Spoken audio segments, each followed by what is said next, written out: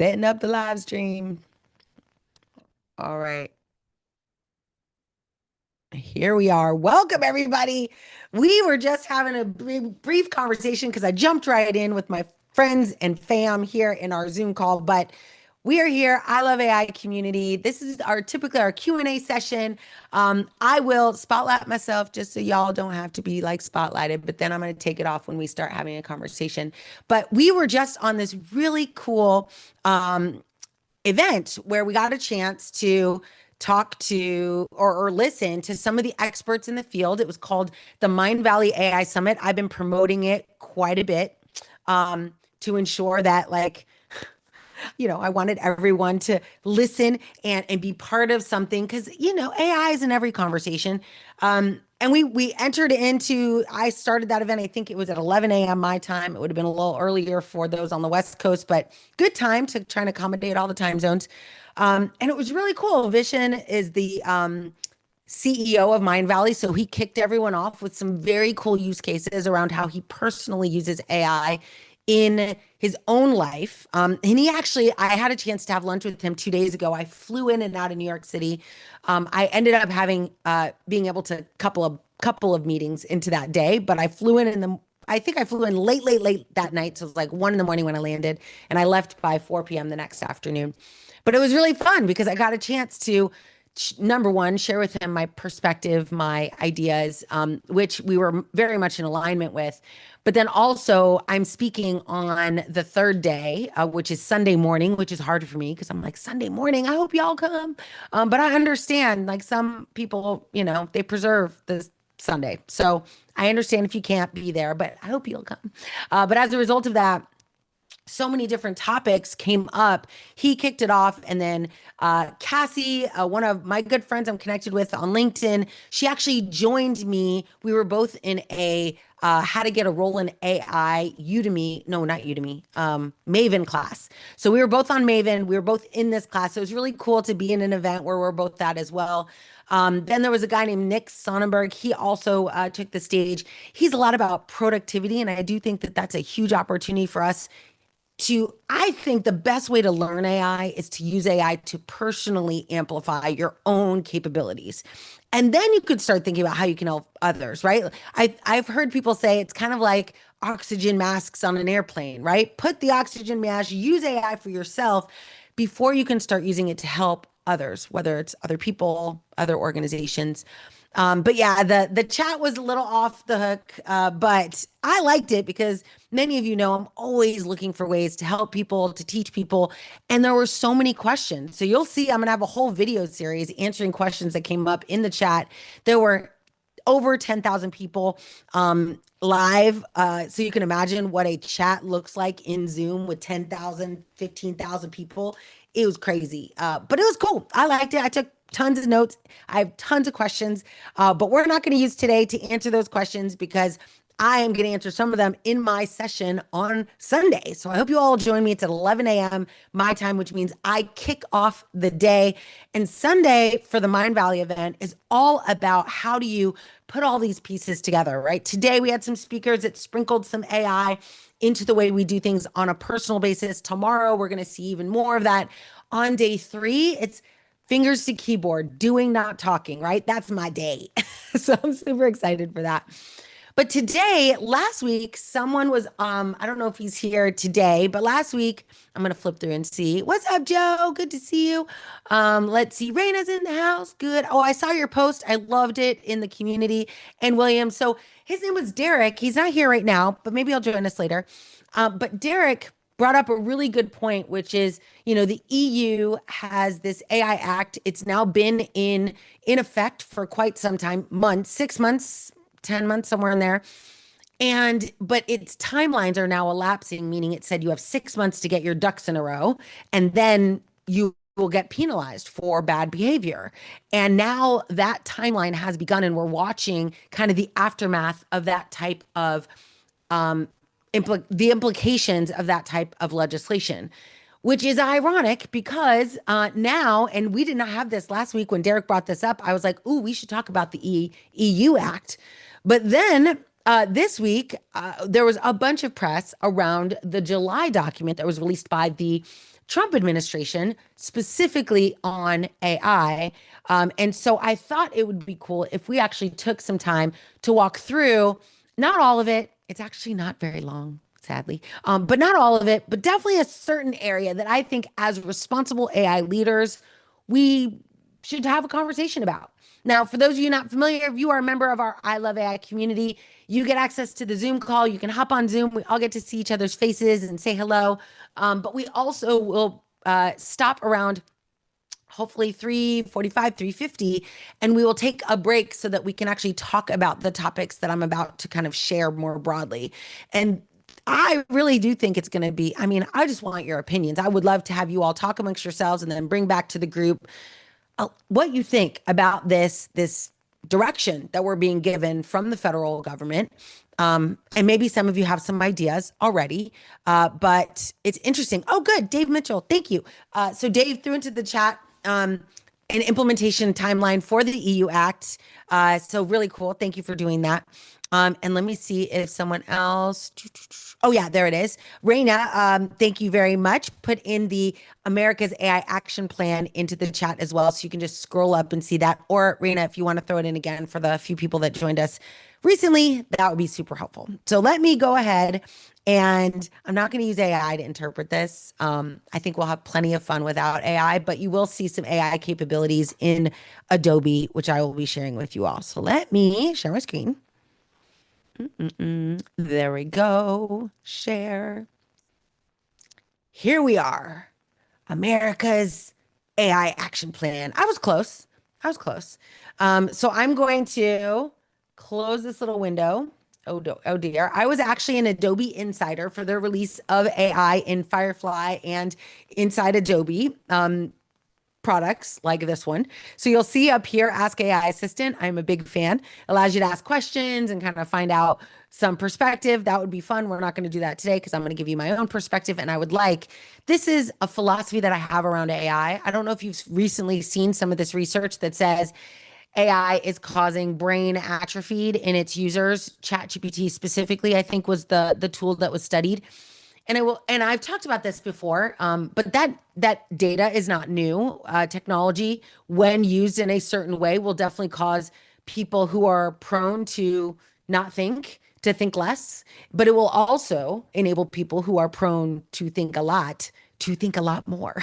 So, I feel like there's always two sides to every story, and that's probably true with this legislation as well. So let me make it a little bit bigger. I'll go through the agenda really quickly. This I thought was interesting. I'm not going to make any judgments whatsoever, but if you read this and you listen to the president of the country I live in speak, they don't sound the same. So, I like, thank you, speechwriter or whoever wrote this. I like the idea of it. Securing our future. Yes, love it. Let's get to the legislative pieces. I do want to make sure that you know all the pieces that are in here so you can go back and do your own homework. But this is important if you live in the US. But I also think just like I was going to say this earlier and I got distracted. Sorry. When I get new legislation, I always pull it into Adobe and I literally will print it out like on paper. This is Noelle's way of doing it. You can do it however you'd like, but I like to go through it kind of with on paper. Let me see if I have one handy. I don't, but I do have an old-fashioned filing cabinet for all of these documents. So I'll pull this one out. Right. So I print it out on paper and then I go through and I literally will take a pen and highlighter and I will highlight the sections that I am most interested in and that I want to think more about. Can you just use AI assistant to help you do that? Sure. Can you use I think you could put it on a Kindle these days, a Scribe or a Remarkable too. I don't know. I like it. I like to be able to add. I'll just share more about who I am with y'all. Like these are these little Post-its. So I'll put these little Post-its all over these resources. I'll give you an example from a book. I actually showed this on the podcast I launched a couple days ago. But see, like this is Noelle. Like I go through and I'm just like, I highlight and I found all this like highlight and notes and I write in the margins. That's just part of what my enjoyment when I learn something new. And this is no different. So I have printed this off. I haven't had a chance to go through it with a fine tooth comb, but I wanted to definitely share with you my philosophy and how I do that. But you can see here, so notice here, it immediately asked me, like, hey, would you like to simplify this? No, I feel like it might be okay the way it is. There are a few pillars to this document. Three, it looks like. Yes, three pillars. The first one is accelerating AI innovation. I feel like we're going to find the most interesting talking points just in this section. But let's go on to the other. Build American AI infrastructure, reducing the friction for us to build infrastructure for AI inside the United States. Again, I am not trying to add or complicate the discussion with emotion, like my emotions about this or my political leanings or anything like that. This is the guidance that's going to be given. And also, this is the guidance that will be used by organizations to say, this is why we do what we do. This is why we can do what we want to do. And so I will say some things that might be provocative in the next 30 minutes or so. The next one is lead in international AI diplomacy and security. Sounds like a great idea. I love that. So we'll dive into a little bit about what that actually means. All right. So let's just start with this one. I'll make it nice and big so we can go through. These are, oopsie. These are some of, let me escape. These are some of the things that I think we want to spend some time on. And hopefully it won't be too surprising, or maybe it will. But if you've never seen it, I just want to quickly go over it, and then let's talk about some of the implications of these rules. So one, remove red tape and onerous regulation. So what does that mean? Let's go on and find out more. Ensure Frontier AI. Frontier AI sounds like a company. Maybe I'll start that today. Frontier AI protects free speech and American values. Okay, that's the second. Usually I consider these things in terms of ingredients, right? When you look at the back of like the ingredients of mince, like I can't read this because it's very small, but if I was to read this, right, the first ingredient is likely the one that's the most important or has the most stuff. I think that might be true here as well. Encourage open source and open weight AI. Sure, agreed. I will tell you more about this in a second. AI adoption, enabling it. Oh my gosh, that sounds like a good idea. Empower American workers. Sounds great. Support next-gen manufacturing. Invest in AI-enabled science. There's a lot of good stuff here. This entire document, however, I don't know if I can see how many pages there are right now. Oh, let me remove that. I don't know if I can see it. Do anyone see how many pages there are? It's not really long. Like you can print it. So that says something. But I did print the executive order, which was like a ream of documentation. So there's that. So I'm going to, for the sake of today's conversation, focus us on pillar one, accelerating AI innovation. And I will start that conversation, pardon my scrolling. First, some of you might get motion sick. You can see who's involved, first of all. So these are the people that have helped put this together. Michael, David, and Marco.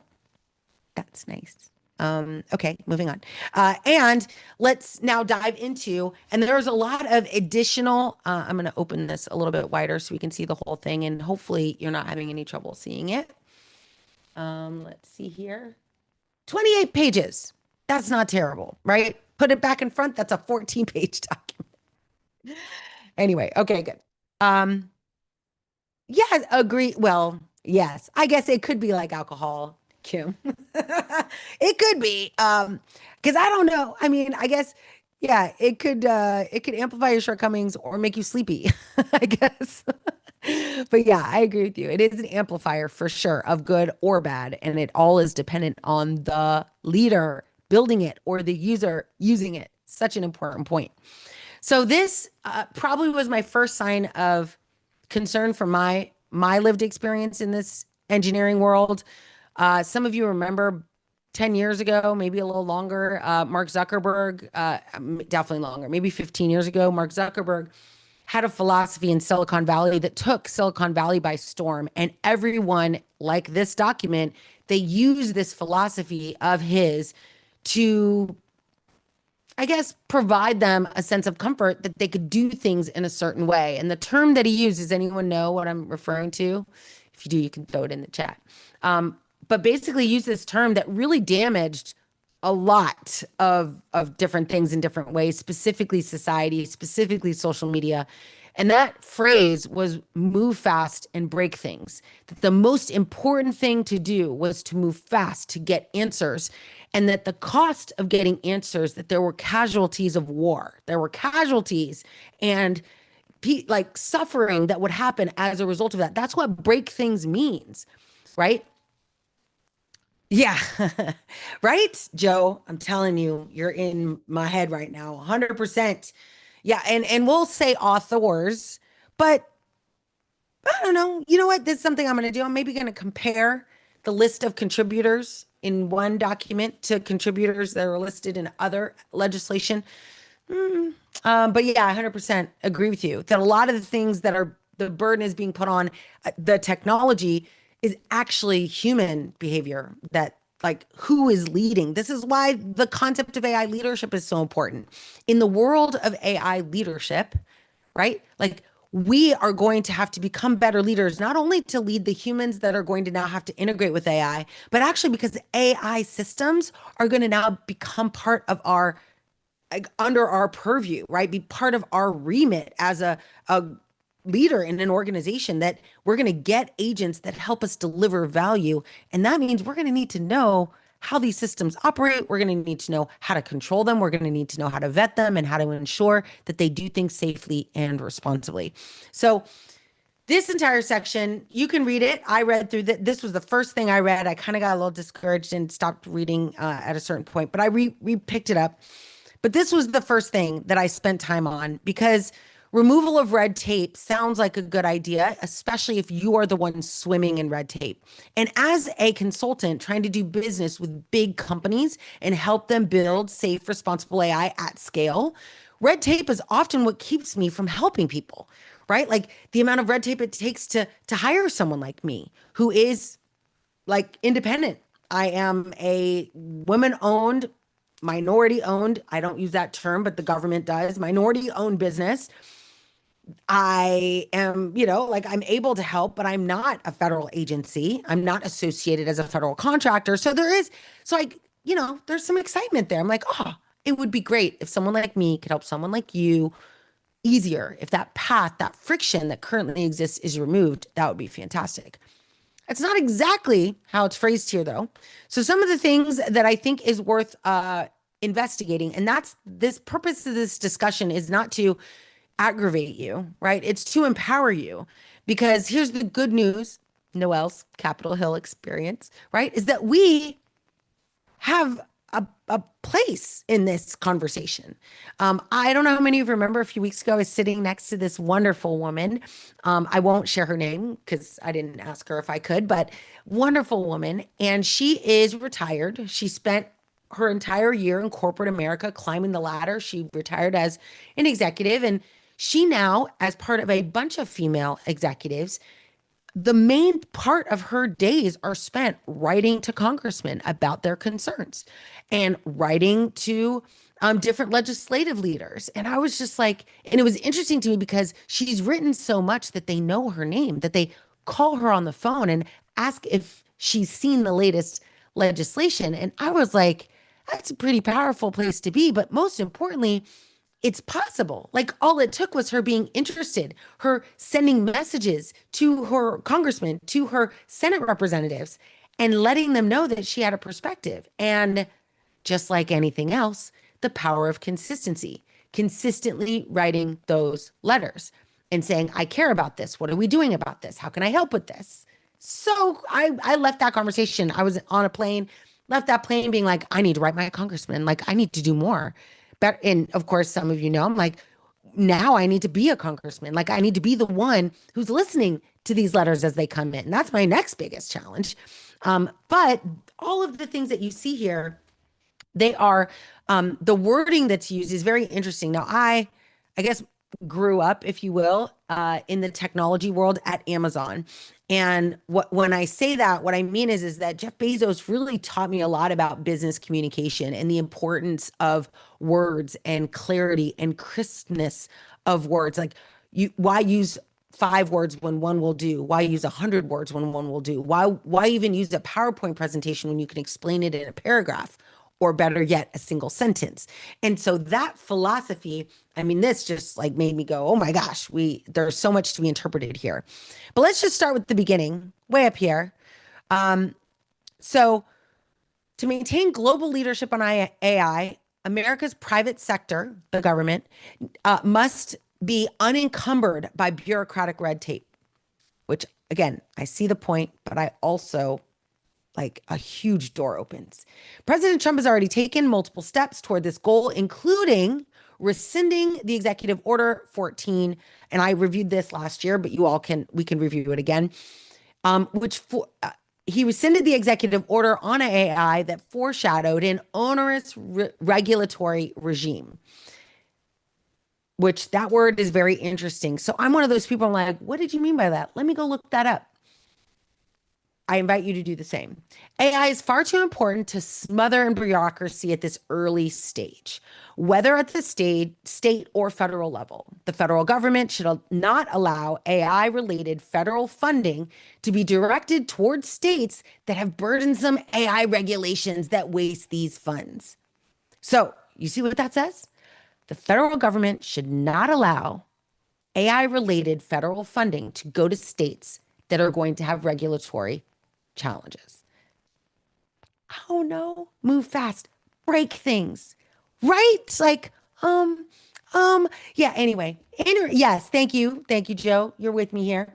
All right. So let's continue. Federal funding, all right, but should also not interfere with the state's rights to pass prudent laws that are not unduly restrictive to innovation. So not only are we not going to implement regulatory legislation to protect the users implementing this technology, we also are going to fast track legislation that opens those gates. I don't know. Yeah, exactly. That's code for, that's right. So Jedis unite, right? I use a term called Jedis. Those are the AI solutions architects, you all in the world that care about justice, equity, diversity, inclusion. Jedi would definitely be categorized under, burdensome AI regulations. So, that's okay though.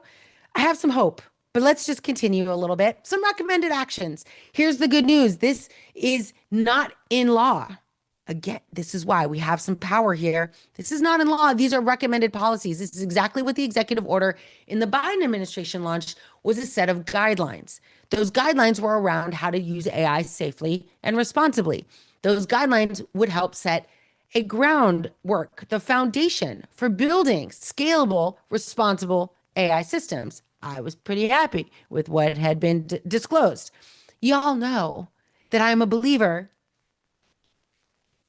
in baby tigers. Like that every AI system is a little baby tiger waiting to get older and bigger and stronger. That it's got to be, like when it's this size, that's what we're talking about here. We're talking about unleashing baby tigers with zero thoughtfulness on their overall strategic long-term impact. And of course, that's not what I do. I'm like, okay, I get it. Sure, let's make it easy for you to get into, let's call it beta, get launched, get customers. But let's not scale it until you've understood what, little baby tiger, like what do you eat and where are you going to live and how big are you going to be? And what happens when I don't want you anymore?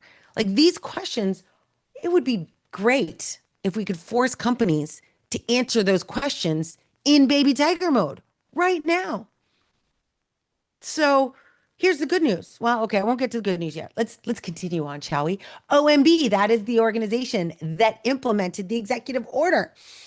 So they will be unleashing prosperity through deregulation. Cool. work with federal agencies to identify, revise, and repeal any existing regulations, rules, memoranda, administrative orders, guidance, documents, policy statements, interagency agreements that unnecessarily hinder AI development and deployment. These words, unnecessarily, super subjective. Like, what does that mean? Who decides what that is? Like, is it a AI red team that represents all of us? I hope so. Is it, like, is it the Senate? I don't know. Like, is it a steering committee and who's on that? I just think that this is making recommendations, which under the guise of which is what I help companies with, right? I go in, I wrote a ebook that I give away. It's like the step-by-step process I've used to successfully implement AI at scale, responsibly, safely, and profitably. This enterprise framework, most of you who have, if you just got to know me in the last, let's call it, I don't know, 3 months, you probably would have gotten this as my thank you for saying hi to me and connecting with me on LinkedIn. But this ebook, it literally will structure out. And one of the most important parts of that is to build this inclusive, neurodiverse symphony of talent that will help you understand what is necessary and what isn't in the context of your business, your state, local, or federal government. So there's some hope there because who knows, maybe they're going to come and create this inclusive group of people that are going to evaluate what unnecessary means. I'm gonna hope for that. Yeah, let's hope for that. Other things to be thinking about: AI related discretionary funding, right? They're going to consider. This is so interesting, right? We recommend that you consider in a state's AI regulatory climate when deciding who to fund. And not in the sense that if they have a lot of regulation and protections, that's a good thing. It's saying, be careful there. If there's a lot of regulation, like maybe that's not a state you want to do your AI work in. It's the adjectives that make the difference. Agreed, Kim. Who's controlling? Yes. Who's the controlling voice? Who's going to determine what's necessary or unnecessary? Who controls whether a regulatory climate is limiting or unlimiting? Is safety or I don't know, like I don't know. There's a lot of room here. But just as those who are looking for loopholes to do things in an unscrupulous way, this provides us enough room to create policies, to create a voice, to create a conversation around what is necessary, what is the baseline for AI development. And this is what I believe entirely, like with my whole heart. I believe that building safely and responsibly has to be inside the DNA of every project, right? It's not a checklist. It's not a regulation that you build. It is a philosophy. It is a intrinsic engineering outcome. So I do think that there's some room here for us to actually voice like, hey, in accordance with this recommendation, I would like to help clarify what unnecessary means. That's not for me to do maybe, but it might be for one of you to do, right? Like as an AI leader, we don't want to become contrary, right? We don't want to become like a contrarian that says, I don't believe in this and this is awful, blah, blah, blah. I don't want to be, I'm not trying to start a fight. I'm trying to build AI that serves everybody. And what that means is that I want to use the guidance of the federal government in this document to help me open up doors that maybe were closed before. Love the comments in the chat. Oh yeah, Tara, 100%. Oh, interesting. Yes. Okay, so I'm going to read this. This is from Tara. What makes me nervous, or for me, what makes me nervous is the definition of American values. Yes, because America's so-called values. Oh, well, maybe I shouldn't read this. But yeah, what are those values and who defines them, right? Like anytime someone adds these modifiers or adjectives, they're talking about it from their perspective. Oh my gosh, so true. That there's so many of these words that are very subjective, but again, I don't know, call me a rational, sometimes a rational optimist, is that in that vagueness, in that opening, is also the opportunity for us to take a stand and say what that actually means. And if you know any, most people will say what they think, their opinion, and they'll share it as fact. This is the truth. even if it's just their truth. And I think, though, that the more of us that decide to use this not as a reason to say, see, we're going to kill ourselves, this is the end, to use it as an opportunity to say, well, how does this become something that's safe? And that's how I see it. Granted, that's just Noelle's philosophy. You don't have to abide by it. Some of us enjoy a little, crazy spontaneity and a little aggressive reaction to these things. I've heard, oh my gosh. So I've seen this in 6 articles across the press cycle. Washington Post, the Wall Street Journal, Forbes. Anyway, I've seen a bunch of articles, and all of them, the adjective they use to describe this document is aggressive. And I thought that was an interesting term.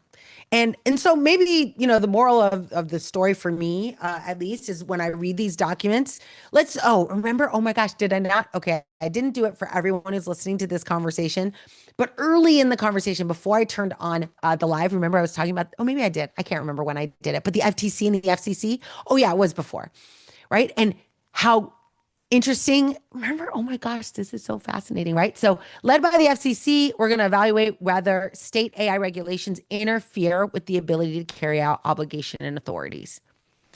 So, some of you know that I am desperately interested in an agentic world that solves my inbox problem. I'm very selfish about it. I'm not selfish about much, but I would like to solve my inbox problem, which is I get hundreds of emails. Some are actionable, some require immediate action, some are clients trying to get me to work with them, which is my priority. And I just can't see in that sea of stuff that's in there.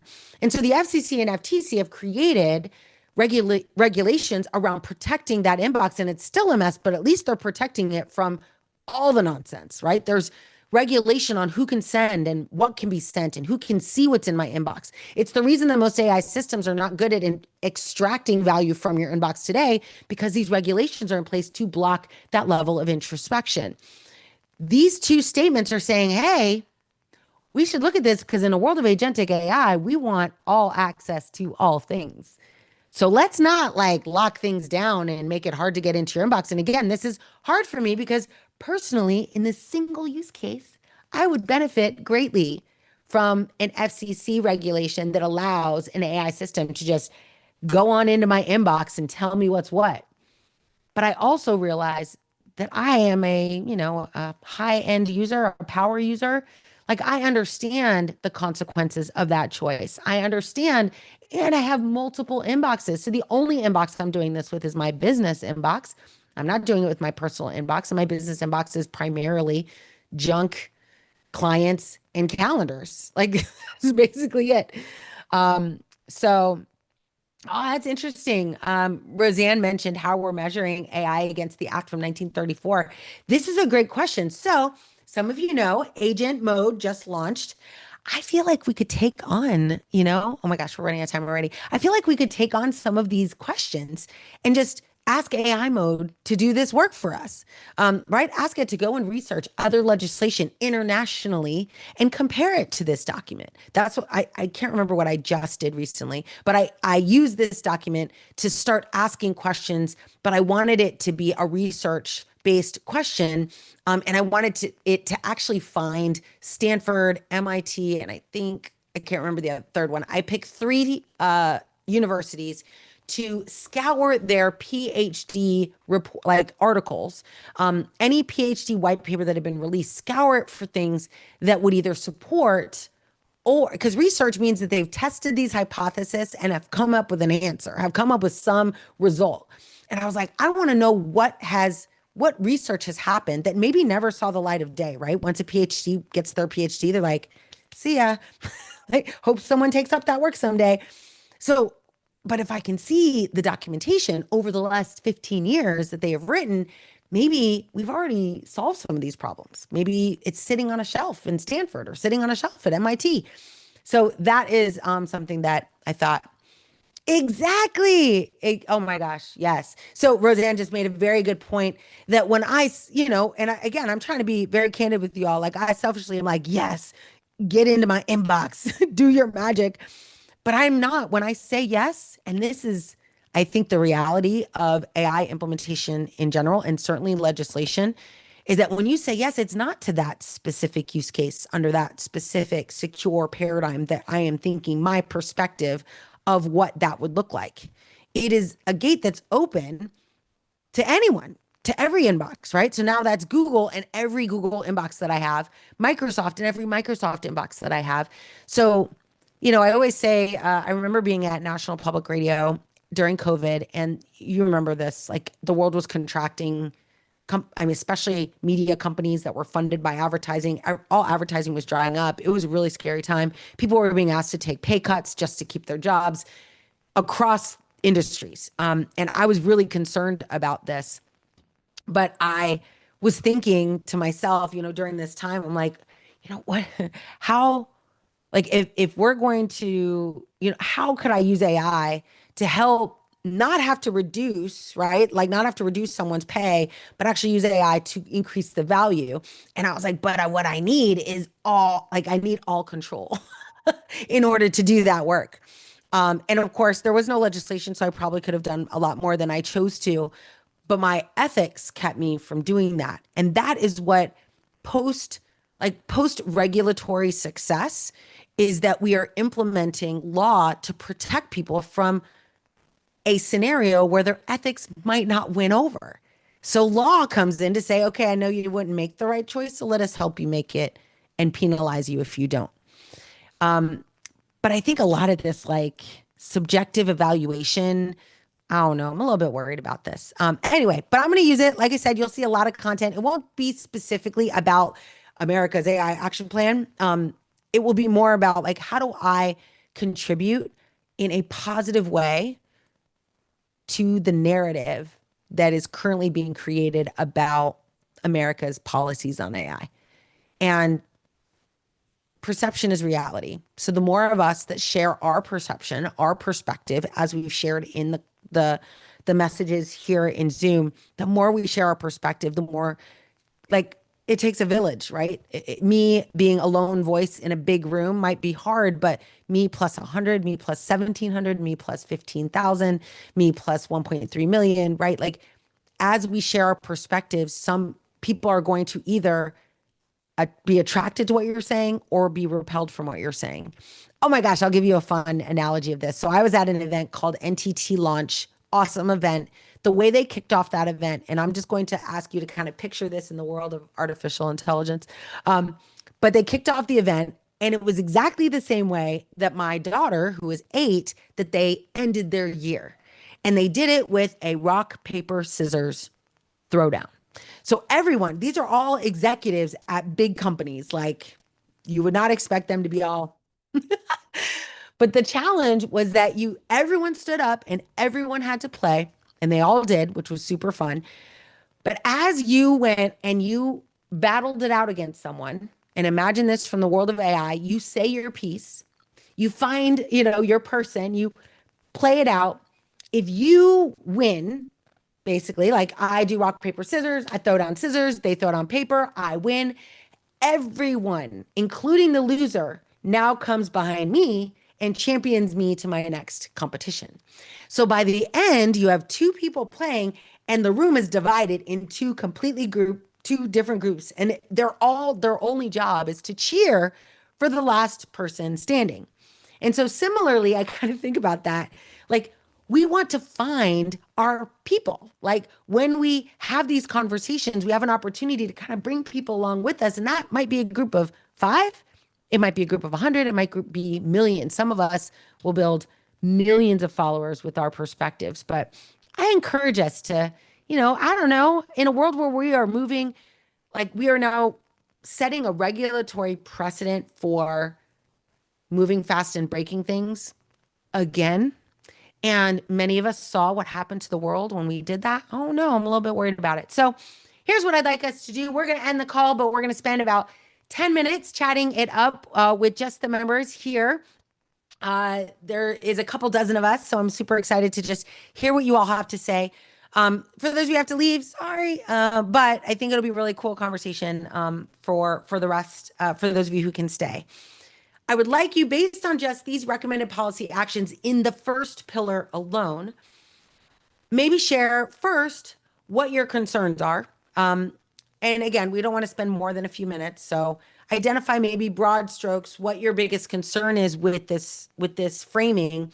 But then also, and this I think is an important mental shift we all need to practice, which is what I call going from, feel the feels, which is, oh my gosh, what is this saying? Feel the feels, but then make a plan. Like, where's the opportunity in this? What is my place? What can I do? What do I hope is going to happen? Find what is the opportunity? Not just what is the deep dark side of what this could translate to, but what is the opportunity for us? And if it's not you, who could it be? Not who like a name, but like what are the activities that we could do in light of this conversation to maybe have a voice in the world? See you, Joe. Oh, that's all right. Yes. Have a great weekend. See you later. Okay. So let me start up. I'm going to stop sharing. I'm going to start up our conversations. Let's see.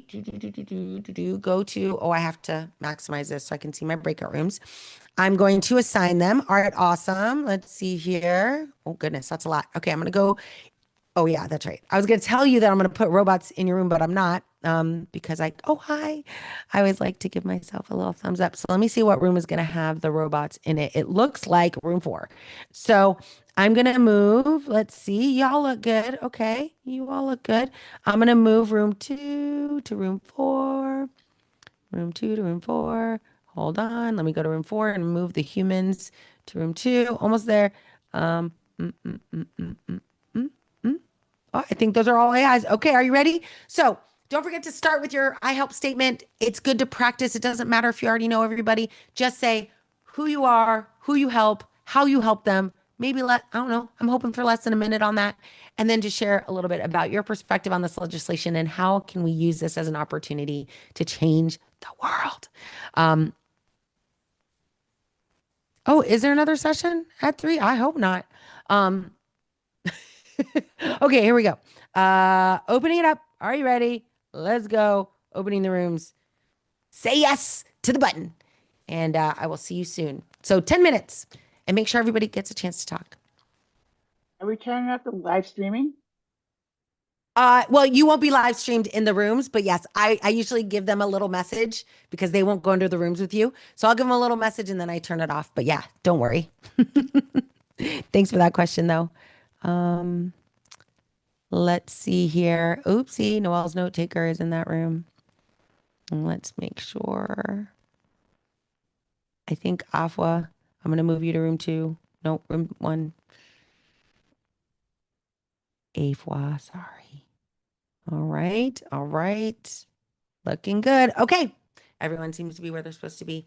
So this is the time where everybody just runs off to their room and has a really fun conversation with some strangers, but also over the weeks that we spend time together, people also get a chance to really meet people. And the coolest thing about getting in a room and sharing your perspective is number one, it's a skill you don't necessarily get to hone when you're talking to ChatGPT. This is live communication, human to human. And I think it's really important. It also allows us to develop friendships. And I don't know, I just feel like in a world where AIs are going to compete to become your companion, there's nothing like having a human who can challenge you, inspire you, motivate you.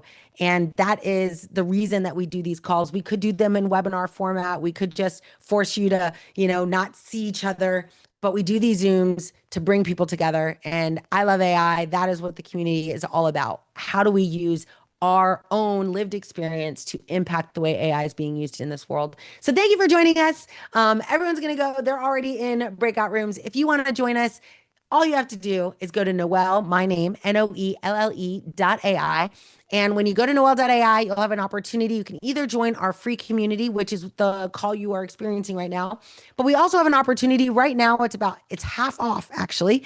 Right now, we are in our 10-year anniversary discount window. So if you sign up by the end of August or by the end of July, 1st of August, you will have an opportunity to get a discount on joining our AI Leadership Institute. And that We have three certifications coming up this fall. One is how to become an AI solutions architect, a certified AI solutions architect. The other is a certified responsible AI leader. And the third is a recertified agentic AI practitioner. And we're also going to be doing an AI author led book club. So the first one, of course, will be my book, but we'll be going through other books, and we'll be encouraging you all to, if you've written a book, to be one of our authors that we host. So it's a really great time, but we do have a premium community for that purpose. So either way, join us in the free community, upgrade to our paid community. Either way, I hope I see you in a call soon. Thanks for being here, and have a great weekend. See you soon.